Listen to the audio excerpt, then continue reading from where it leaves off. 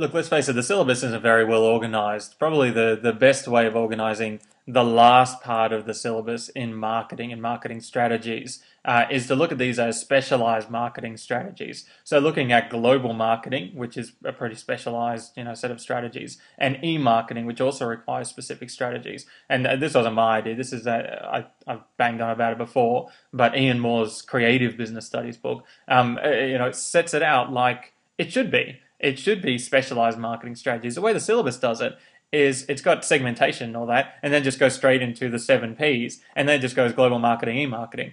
It doesn't really make a lot of sense. It's just a great big long list of strategies. But that book actually, makes a lot more sense. And that's a textbook. I mean, this isn't a textbook. This is a way of cramming. But that's probably the textbook that you should be using if you want it to actually make sense. Global marketing has to happen because countries might have different cultures. They might have different economic conditions and even have different laws when it comes to their marketing. So you need to have a specialized set of strategies if you are going to be marketing a product globally. Now, the first thing that you need to think about is your branding. Do you have global branding? Do you say, you know what, we're going to use the same brand all around the world? The advantages of this is that it saves on the cost of creating a new brand. You think that it's fairly straightforward, but there is a huge amount of work that goes into creating a brand, a look, a set of colors, a set of fonts, all these sorts of things, including the names. Now, it will save on the cost of that. It will also send a message of power and prestige. If you can look anywhere in the world and red and white drink is Coke, right? That is pretty powerful to let people recognize, oh, okay, the squiggly writing, even if it's in another language, and it's often not. But even if it is, you can kind of get, oh, yeah, it's an ad for Coke, right? And they'll often just use the Coca-Cola symbol, even in countries where they're not necessarily speaking English, because it does have that sense of power. It does have that sense of prestige. Oh, that's an American brand. That's not one of the local brands. That's an American brand. That's prestigious.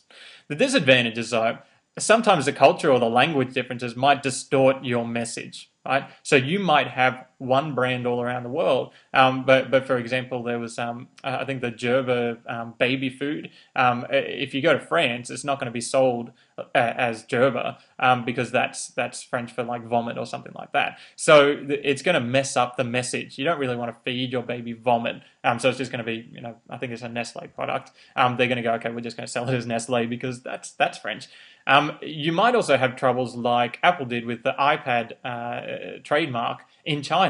It was already in use by some company. It doesn't really matter. It's a really insignificant company, but it didn't really matter. The trademark was actually in use, and Apple had to end up paying them for it. In terms of how you standardize or customize your product, not just do I have one brand, but down to the products. Do we have standard things? Do we have the same marketing mix in different markets? Or do we adapt it for different markets? Do we customize it for different markets? The advantages of just having a standard marketing mix, a standard set of Ps in every country, is going to be cheaper and simpler, obviously. But again, the message might get lost. If you just have a standard set of products, the message might be lost. And sometimes people may object to what they see as foreign products. A lot of the products that you buy are foreign, right? But they've been changed a little bit to appeal to the local audience. Their marketing has changed a little bit. They're using different types of ads, different types of strategies. And people actually get surprised when they go, oh, wait. That's from Korea? I thought that was Australian. Or that's from America? I thought that was Australian. So people do object to that foreign influence. But in the same way, they might also like it. They might also go, you know what? I like the fact that they're selling Big Macs everywhere in the world. That is a good thing. And it's also, it's going to, save money for the business as well because they don't have to change it for every single country. When it comes to customizing the product, obviously the message is going to be more powerful. The product is going to seem more local. It's not going to seem like this strange foreign product because it's been customized. The language, everything about it has been customized. Even the way that a service is provided, it is exactly what the people in the local area or in that country would prefer. The disadvantage is obviously going to be way more expensive and complicated to customize it for every single market. And some countries, they don't, they would like the things to be, highly customized. But for a business, sometimes it's just not worth it.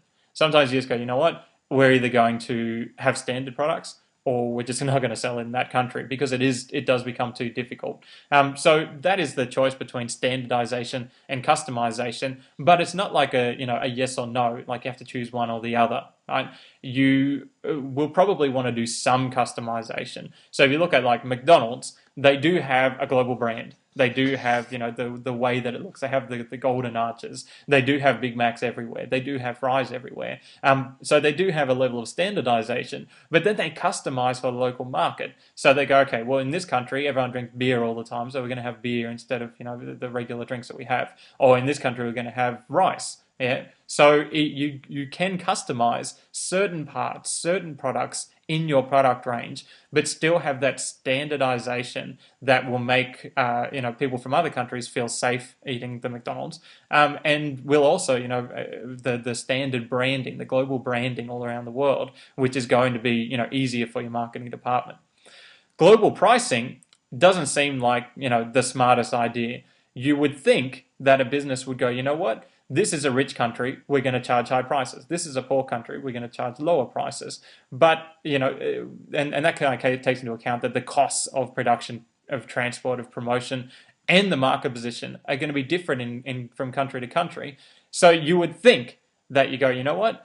Because we can charge higher prices, we should charge higher prices. The costs of production in that country are higher. We've got a higher unionized labor as opposed to very, very cheap labor. The cost of promotion in a country that has huge ratings, wars and things like that, we're going to have to pay more for TV ads in that country than that country, and also the market position. Things that are very, very prestigious in one country might be very, very cheap in another country. So that's going to be different from country to country. But unfortunately, we've got this thing called e-commerce.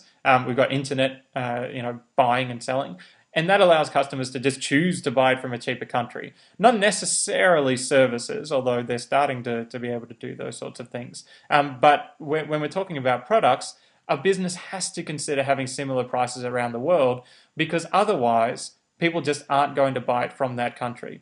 So if you look at global pricing when it comes to, say video games, you can buy video games cheaper overseas. Right, and it's no surprise, that you can do that. And places like Game have gone out of business because of this problem, because you can just go online and buy it cheaper, and there's no way that they can, keep up with it. The way that a place like Harvey Norman had dealt with it is to just go, you know what, we're going to have a way of buying it for customers, an online store where you don't have to pay GST and you can buy the same thing, and we're going to get money from it. We're not going to get as much money, but we don't want to actually lose all those customers completely. We don't just want the profits going completely overseas. There's also a question of competitive positioning.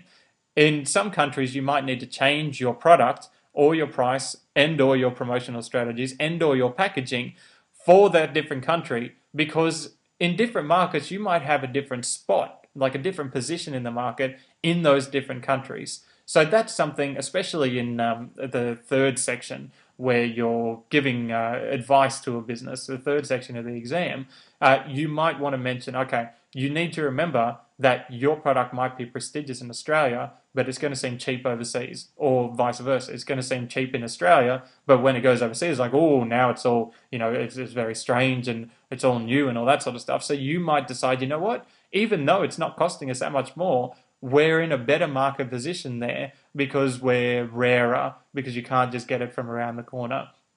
So we're just going to have, higher prices, right? And you can get away with that because of the different position that you have in the market. The second of the specialized marketing strategies is e-marketing, and this is internet marketing, right? So every time you say e, it basically means internet. The advantages of marketing online is that you can reach those new markets, and you can actually segment the market further. You can go, okay, we're going to split it down into smaller groups, because now we have access to those groups that we didn't have before. It also gives you a competitive advantage if you do have a really, really good website and you do have a really good Facebook page, like the Business Studies Career Maps Facebook page, which you should find, and get that competitive advantage by having the best online service, by having the best products online, and the best ads. And in my case, all the new case studies and all that sort of stuff that none of the textbook manufacturers have got, but I give away for free. Then you've got that competitive advantage that they can't possibly compete with, and that can be a good thing. The disadvantage, though, is if you have a bad website, you can have a decent product, a decent business, everything's fine. But if you have a poor website or no website, it is going to cause problems. If your website is, just terrible, or you go, okay, I decided to build it all in Flash, and I'm not going to redo it, and now everyone's on their iPhone and stuff, people are just going to go, well, I'm not going to that one. I'm just going to go to a different website. People have very, very little tolerance for that sort of thing. And if you have internet ads, they're usually going to be ignored as spam. So what a lot of businesses do now is they try to integrate ads through social networking, like Facebook. They try to have promotions, through Facebook, like if we can get 1,000 likes, blah blah blah, or like this, and then you go in the running, etc., etc., etc. So you can actually do that by popping up in people's social network rather than just putting a pop-up ad or something. And pop-up ads, I don't know anyone that's going to click on a pop-up ad today. But even though they're pretty cheap, they're just going to be ignored, and you're not going to be able to really customize the message for anyone. So that's it. That's the whole marketing syllabus. So hopefully you've gone through all at once, and you now have a massive headache and you're tired of my voice. So good luck with it.